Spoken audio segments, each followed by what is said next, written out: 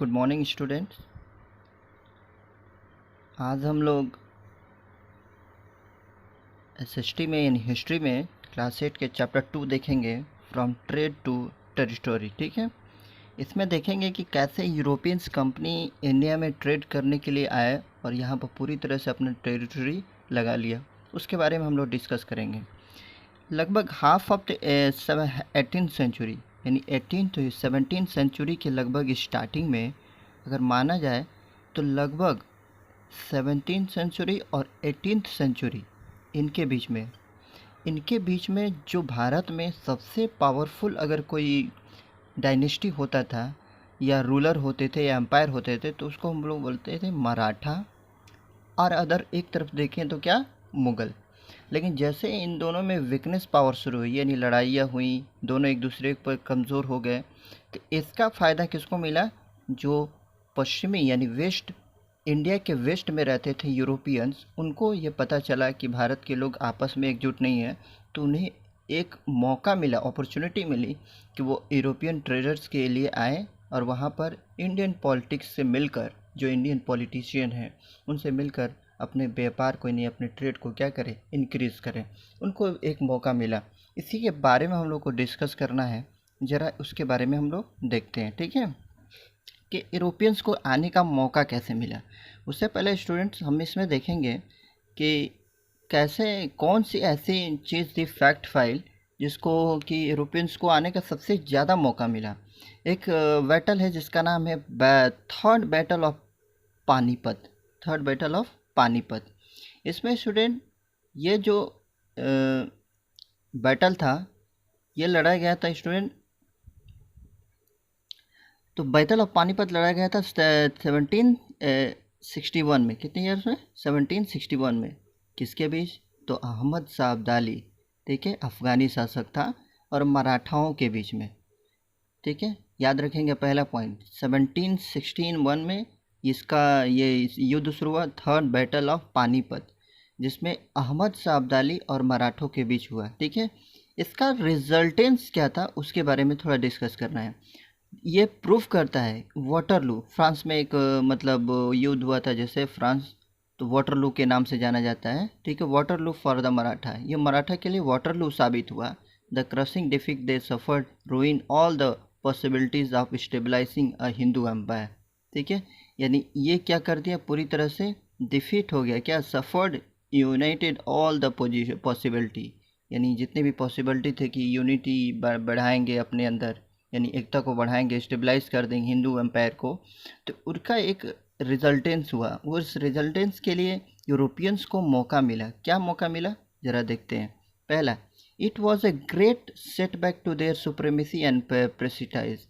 इससे क्या हुआ कि मराठाओं, जैसे ही मराठा जीत गए तो उसमें क्या हो गया, इन लोगों को पावरफुल ताकत मिल गया। It gave an opportunity to English East India Company to stabilise its political influence. जैसे ही सेटबैक मिला, इससे ईस्ट इंडिया कंपनी को, जो इस यूरोपियन की कंपनी थी इंग्लिश की, उनको मौका मिला कि अपना एक पॉलिटिकल इन्फ्लुएंस बढ़ाएं। ठीक है, ईस्ट इंडिया कंपनी कितने ईयर्स में आई थी स्टूडेंट? तो 1600 में। ठीक है, कितने ईयर्स में आई थी? 1600 में। और ये बैटल कब हुआ? 1761 को। जैसे ही ये बैटल हुआ उसके बाद से मराठाओं की जैसे ही जीत हुई, तो उसके बाद से ईस्ट इंडिया कंपनी को एक सेटअप बैक मिल गया, को इनके साथ मिलकर अपनी पॉलिटिकल सुप्रीमेसी को क्या करे, बढ़ाए। ठीक है, आगे दिया है, the Maratha chief broke away from the Peshwa and unity among the Maratha Indian with इस वॉर से क्या हुआ कि जो पेशवा होता है, पेशवा का मतलब होता है स्टूडेंट प्रधानमंत्री, पेशवा का मतलब प्रधानमंत्री। एक मराठा में ये क्रम चलता था, पेशवा 1, पेशवा 2, पेशवा 3, यानी पेशवा सबके आगे लगता था। ठीक है ना, तो मराठा में पेशवा का मतलब होता है प्रधानमंत्री। ठीक है, इस पेशवा का and unity among the Maratha, जो यूनिटी था मराठा में, वो क्या हो गया, ब्रोक डाउन हो गया। किसकी वजह से स्टूडेंट? तो थर्ड बैटल ऑफ पानीपत 1761 किसके बीच में हुआ? अहमद शाह अब्दाली और मराठाओं के बीच में। आई बात समझ में स्टूडेंट? नेक्स्ट आते हैं स्टूडेंट कि यूरोपियंस और इंडिया में क्या मतलब कैसे आए यूरोपियंस। ठीक है, तो इसमें दिया मेनी ट्रेडिंग कंपनी, बहुत सारे ट्रेडिंग कंपनी थे। ठीक है, वो कहाँ है? एशिया में। ठीक है ना, ट्रेड करने के लिए। और कहाँ कहाँ पर स्टूडेंट घूम रहे थे वो?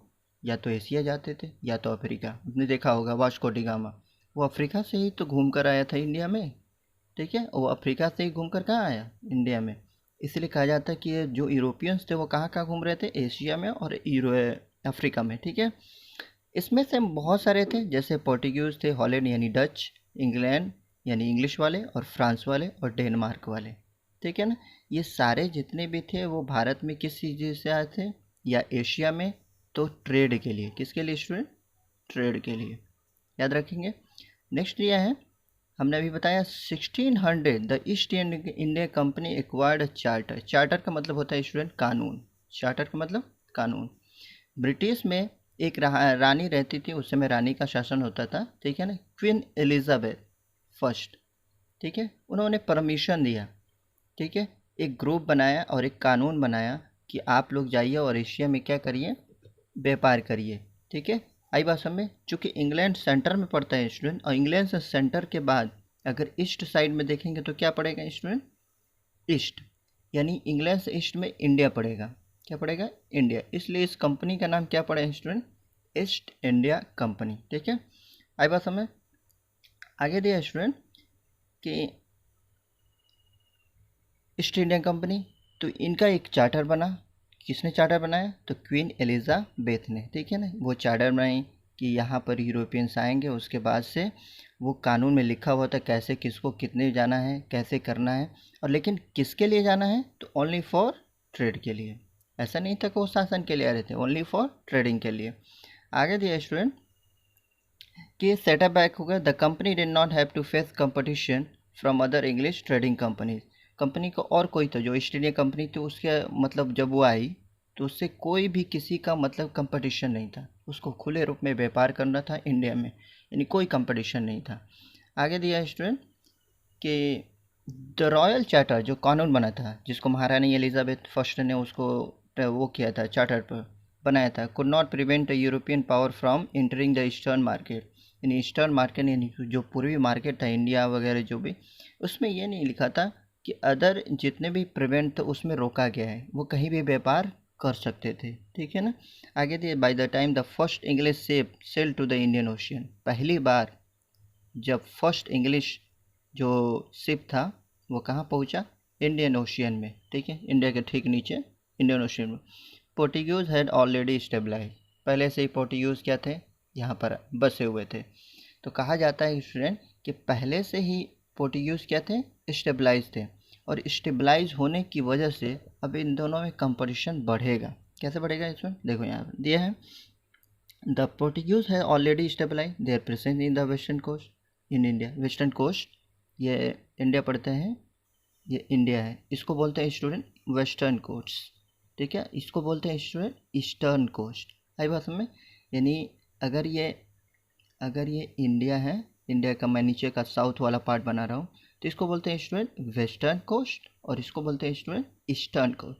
तो पोर्टुगीज पहले से क्या थे, यहाँ पर स्टेबलाइज थे, यानी वहाँ पर आ चुके थे, ठीक है। क्यों आ चुके थे, जाहिर सी बात है, आपने सुना होगा वास्को डी गामा किस ईयर में आया था स्टूडेंट, तो वास्को डी गामा आया था 1498 में, ठीक है ना। कब आया था, तो 1498 में। पोर्टुगीज का रहने वाला था, यानी पुर्तगाल का रहने वाला था वास्को डी गामा। पहले से ही वो ट्रेड के लिए आया था। वो एक बार स्टूडेंट जब आया था तो वो यहाँ से कुछ स्पाइसेस, चूँकि आप केरल वगैरह के इलाके में चले जाओगे तो केरल को स्पाइसेस ऑफ बाउल कहा जाता है, यानी बाउल ऑफ स्पाइसेस, यानी मसाले का कटोरा उसे कहा जाता है।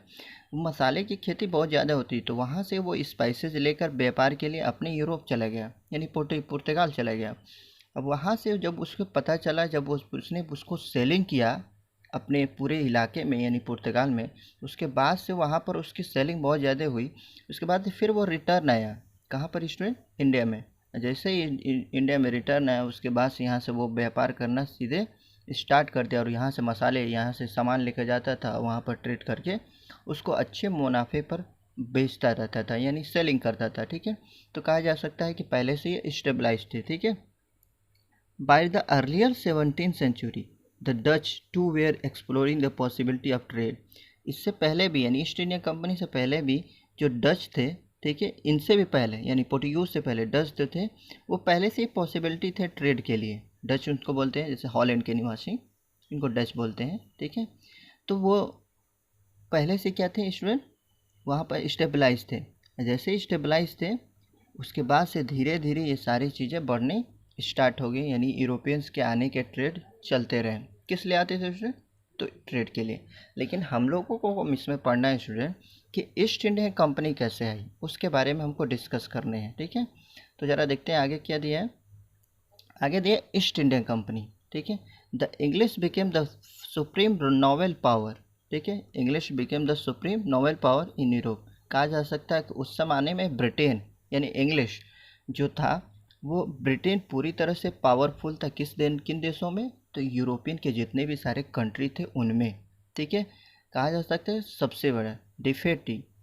आगे दिया student, defeated Spanish armada in 1588 the became anxious to trade the with Asian country. यानी उनको इच्छुक थे, यानी वो एनेक्सिस थे, बहुत उत्साहित थे कि हम लोग किस में ट्रेड करें, एशियन कंट्रीज़ में। They organise to the trade with the East. और उनका एक ही मकसद था, यानी एक ही एम था कि वो ईस्ट के साथ क्या बैठा है स्टूडेंट, तो ट्रेड। आई बात समझ। तो ये थे इंग्लिश ईस्ट इंडिया कंपनी के आने के फीचर। क्यों आना चाहते थे, तो for the only for trade, ठीक है। आगे जाता है स्टूडेंट कि कैसे ईस्ट इंडिया कंपनी का मतलब बढ़ावा मिला। तो एक उस ज़माने में जहांगीर के भारत मुगल सम्राट रहता था, ठीक है ना। क्या नाम था स्टूडेंट, जहांगीर, ठीक है। जहांगीर 7th क्लास में पढ़े होंगे इनके बारे में, ठीक है। तो जहांगीर उस ज़माने का शासक हुआ करता था।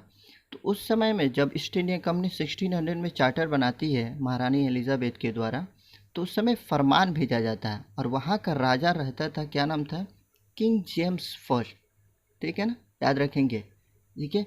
जो किंग जेम्स फर्स्ट था, ठीक है ना, उसने अपने एम्बेसडर का मतलब उसको बोलते हैं जो राजा के सूचनाओं को यानी इन्फॉर्मेशन को किसी दूसरे कंट्री में या अदर कंट्री में या कहीं भी पहुंचाता हो, उसे बोलते हैं स्टूडेंट एम्बेसडर। आई बात में। तो उसका किंग जेम्स फर्स्ट का एम्बेसडर था जिसका नाम था जेम्स हॉकिंग। क्या नाम था स्टूडेंट, हॉकिंग।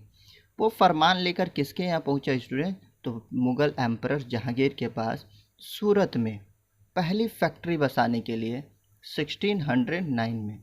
कोई पूछेगा कि ईस्ट इंडिया कंपनी ने अपनी पहली फैक्ट्री कहाँ बसाई, स्टेबलाइज की, तो 1609 में यानी सूरत में। आई बात में। किसके शासनकाल में, यानी किसके रूलिंग में, तो जहांगीर के। याद रहेगा, फरमान लेकर, उसको फरमान बोलते हैं, ठीक है। फरमान यानी निवेदन लेकर पहुंचा कि हमें यहाँ पर व्यापार करने हैं, ठीक है। Due to the intrigues by the Portuguese this फरमान was withdrawn by the Mughal emperor. क्योंकि पहले से ही जो पोर्टुगीज थे वहाँ स्टेबलाइज थे, ठीक है। इसलिए मुगल एम्पायर ने इसको मानने से क्या कर दिया, इनकार किया। But the English defeated the Portuguese. लेकिन 1612 में इंग्लिश ने पोर्टुगीज को क्या कर दिया, हरा दिया। यानी अंग्रेज़ों ने पोर्टुगीज को, जो पुर्तगाली थे, उनको 1612 में क्या कर दिया, हरा दिया। जैसे ही हराया उसके बाद से दिया स्टूडेंट कि इन 1615 the English ambassador Thomas Roe. अब 1615 आया स्टूडेंट, ठीक है। तो 1615 में एक और एम्बेसडर हुआ करते थे जिनका नाम था क्या, Thomas Roe, sir Thomas Roe. वो आते हैं क्या लेकर स्टूडेंट, तो Mughal emperor to the more factories और एट आगरा, अहमदाबाद, बरोच। क्या करने के लिए, कि हमें और फैक्ट्री बसाने हैं। कहाँ कहाँ पर स्टूडेंट, तो आगरा में, अहमदाबाद में और बरोच में।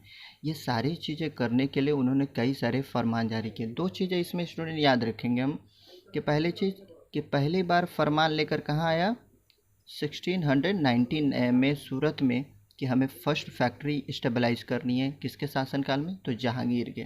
आई बात में। कौन था, तो हॉकिंस, किंग्स जेम फर्स्ट का वो एम्बेसडर था। दूसरी बार 1612 में, चूँकि पोर्टुगीज पहले से ऑलरेडी स्टेबलाइज थे, इसलिए जहांगीर ने उसको इनकार कर दिया कि नहीं, मुझे नहीं करवानी है, क्योंकि पोर्टुगीज वहाँ से ट्रेड कर रहे थे। उसके बाद से 1612 में जब पोर्टुगीज इंग्लिश को पता चला कि पोर्टुगीज यहाँ पर स्टेबलाइज थे, तो उन्होंने क्या कर दिया, डिफीट कर दिया। जैसे ही डिफीट किया उसके बाद से 1615 में अपनी एक परमानेंट फैक्ट्री स्टेबलाइज कर दी। किसने? तो इंग्लिशों ने। आई बात है नहीं, यानी अंग्रेज़ों ने। उसके बाद से स्टूडेंट जो हुआ कि उन्होंने एक बार फिर इंग्लिश एम्बेसडर थॉमस रो आया। कौन आया? Thomas Roe. और उसने एक 3 मुग़ल एम्परर के सामने प्रस्ताव रखे, यानी परमिशन मांगा कि उसे आगरा में, अहमदाबाद में और बरोच में, ये तीनों जगह उसे फैक्ट्री क्या करनी है? एस्टेब्लाइज करनी है। ये है स्टूडेंट, आज के लिए बस इतना ही। नेक्स्ट कल देखेंगे। Okay, thank you.